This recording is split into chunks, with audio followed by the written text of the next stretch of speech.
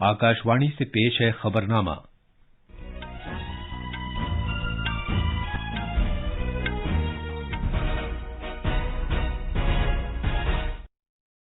आदाब। खबरनामे के साथ मैं अर्जुमंद अली खान। पहले इस वक्त की अहम खबरें।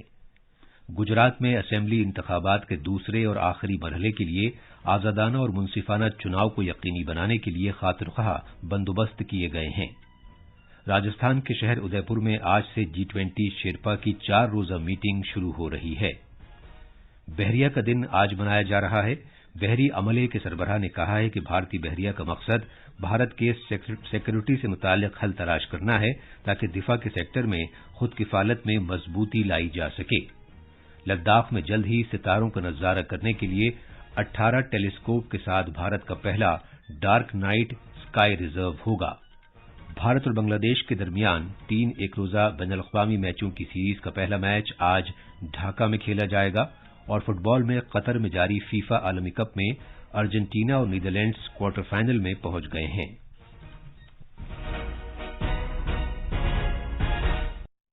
अब खबरें तफसील से। गुजरात में इंतखाबी कमीशन ने कल होने वाले पुरअमन और खामियों से पाक चुनाव को यकीनी बनाने के लिए सभी जरूरी इंतजामात कर लिए हैं। दूसरे और आखिरी मरहले में शिमाली और वस्ती गुजरात का अहाता करते हुए 14 जिलों में कुल 93 सीटों के लिए वोट डाले जाएंगे। पोलिंग सुबह 8 बजे शुरू होगी और शाम 5:30 बजे खत्म हो जाएगी। आखिरी मरहले के लिए 26,000 बूथों पर वोट डाले जाएंगे और आधे बूथों पर वेबकास्टिंग का एहतमाम किया जाएगा।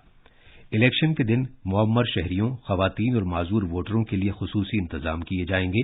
चुनाव के इस मरहले में 2 करोड़ 51 लाख से ज्यादा राय दहिंदगान 833 उम्मीदवारों की किस्मत का फैसला करेंगे। पहले मरहले के चुनाव इस माह की 1 तारीख को पुरअमन तौर पर कराए गए थे। वोटों की गिनती इस माह की 8 तारीख को की जाएगी। पेश है एक रिपोर्ट।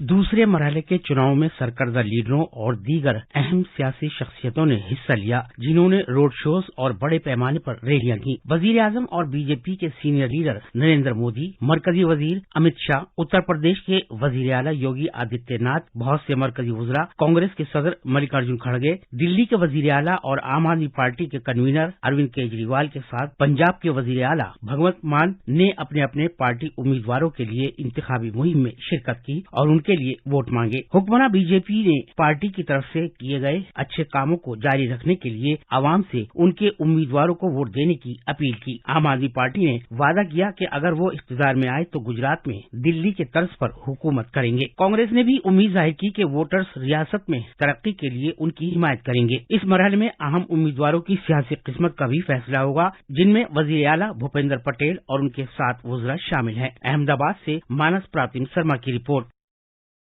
दिल्ली की म्यूनिसिपल कॉरपोरेशन के 250 वार्ड्स के लिए आज वोट डाले जा रहे हैं। पोलिंग सुबह 8 बजे शुरू हुई और शाम 5:30 बजे खत्म होगी। वोटों की गिनती बुध को की जाएगी। 250 वार्ड्स में से 104 खवातीन के लिए रिजर्व हैं। 709 खवातीन और 640 मर्द उम्मीदवारों समेत कुल 1349 उम्मीदवार एमसीडी चुनाव मैदान में हैं। बीजेपी और आम आदमी पार्टी दोनों ने 250 उम्मीदवारों को मैदान में उतारा है, जबकि कांग्रेस के महज 247 उम्मीदवार चुनाव लड़ रहे हैं, क्योंकि उसकी 3 नामजदगियां मुस्तरद कर दी गई थीं।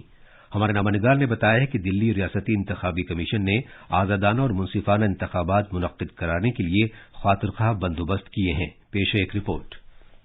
दिल्ली म्यूनिसिपल कॉरपोरेशन एमसीडी के चुनाव के लिए 1 करोड़ 46 लाख से ज्यादा राय दहिंदगान उम्मीदवारों की किस्मत का फैसला करेंगे। कौमी राजधानी में तकरीबन 13,600 पोलिंग स्टेशन कायम किए गए हैं। इसमें से 3,000 से ज्यादा के हसास पोलिंग स्टेशन के तौर पर निशानदेही की गई है। कुल पोलिंग स्टेशनों में से 68 मिसाली पोलिंग स्टेशन और इतने ही पिंक पोलिंग स्टेशन कायम किए गए हैं, जहां पोलिंग से मुताल्लिक कामकाज के इंतजाम खवातीन स्टाफ के जरिए ही किए जाएंगे। आजादाना और खामियों से पाक एमसीडी चुनाव को यकीनी बनाने के लिए तकरीबन 40,000 दिल्ली पुलिस का अमला, 20,000 होमगार्ड्स और नीम फौजी और रियासती मुसल्ह फोर्सेज की 108 कंपनियां तैनात की गई हैं। खबरनामे के लिए नई दिल्ली से सुपर्णा साइकिया की रिपोर्ट। आकाशवाणी न्यूज से बात करते हुए रियासती इंतखाबी कमिश्नर विजय देव ने वोटिंग के ताल्लुक से लोगों को आगाह करने पर जोर दिया और वोटर्स से जोर देकर कहा कि वो अपने वोट डालने से पहले उम्मीदवारों के कामकाज पर नजर रखें। उन्होंने कहा कि वोटरों को एक पैगाम दिया जाना चाहिए कि उनका वोट फरोख्त के लिए नहीं है। हमारी जो वोटिंग है एक इन्फॉर्म्ड और एक अनइन्फ्लुएंस्ड वोटिंग होनी चाहिए, बिना किसी प्रलोभन के वोटिंग होना। ये हर वोटर का फर्ज है कि वो ये बिल्कुल क्लियर करे सभी लोगों को कि मेरा वोट बिकाऊ नहीं है, ये किसी भी कीमत पे मेरे वोट को आप खरीद नहीं सकते हैं। ये वोट मैं सिर्फ अपने कॉन्शियस माइंड के साथ और पूरी चीज को समझ के और एक इन्फॉर्म्ड सिटीजन की तरह से ही मैं उस वोट का इस्तेमाल करूंगा। राजस्थान के शहर उदयपुर में G20 शेरपा की पहली मीटिंग आज शुरू होगी। इस 4 रोजा मीटिंग की सदारत भारतीय शेरपा अमिताभ कांत करेंगे। यूरोपीय यूनियन और 9 खुसूसी मदऊइन मुल्कों समेत 19 मुल्कों के नुमाइंदे इस मीटिंग में हिस्सा लेंगे। G20 शेरपा मीटिंग उदयपुर को बैनुल-अक़वामी सियाहती मरकज के तौर पर पेश करने में भी मदद करेगी। भारत ने इस महीने की पहली तारीख को G20 की बाज़ाब्ता तौर पर सदारत संभाली है। एक मेजबान मुल्क के तौर पर इसमें अगले साल नई दिल्ली में मुनक्किद होने वाली सरबराह मीटिंग के एजेंडे को तय किया जाएगा। G20 का ग्रुप आलमी GDP के तकरीबन 85% की नुमाइंदगी करता है, नीज आलमी आबादी के तकरीबन 2/3% का, जबकि आलमी कारोबार के 75% से ज्यादा की नुमाइंदगी करता है। सदर जमहूरिया द्रौपदी मुर्मू आज से आंध्र प्रदेश का 2 दिन का दौरा कर रही हैं। वो एक इस्तकबालिया तकरीब में शिरकत करेंगी, जिसका एहतमाम विजयवाड़ा में आंध्र प्रदेश की सरकार की तरफ से उनके एजाज में किया जाएगा। शाम में वो बहरिया के दिन के प्रोग्राम में विशाखापट्टनम में भारतीय बहरिया की तरफ से एक ऑपरेशनल तकरीब में शिरकत करेंगी। सदर जमहूरिया दिफा, सड़क ट्रांसपोर्ट, शाहराहों और कबायली उमूर की वजारतों के प्रोजेक्टों का इफ्तिताह करेंगी और संग बुनियाद रखेंगी। कल मोहतरमा मुर्मू तिरुपति में पद्मावती महिला विश्वविद्यालय का दौरा करेंगी और तलबा, फैकल्टी के अरकान और कामयाबी हासिल करने वाली खवातीन के साथ बातचीत करेंगी। इत्तलात नशरियात के वजीर अनुराग सिंह ठाकुर आज हिसार में ओम स्टर्लिंग ग्लोबल यूनिवर्सिटी की तक़सीम असनाद की पहली तकरीब में मेहमान खुसूसी की हैसियत से शिरकत करेंगे। तक़सीम असनाद की तकरीब के दौरान 815 तलबा को डिग्रियां और डिप्लोमा अता किए जाएंगे। इस मौके पर वजीर मौसूफ नौजवानों के साथ तालीम, खेलों और उनके करियर से मुताल्लिक बहुत से उमूर पर बातचीत करेंगे। जनाब Anurag Singh Thakur community radio station 90.0 Bhavyavani का भी इफ्तिताह करेंगे, जो यूनिवर्सिटी में सहाफत और ज़राए इब्लाग के महकमे में कायम किया गया है। ये स्टेशन तकरीब में जनाब ठाकुर के खिताब को नशर करेगा। ये खबरनामा आकाशवाणी से नशर किया जा रहा है। आज भारतीय बहरिया का दिन मनाया जा रहा है।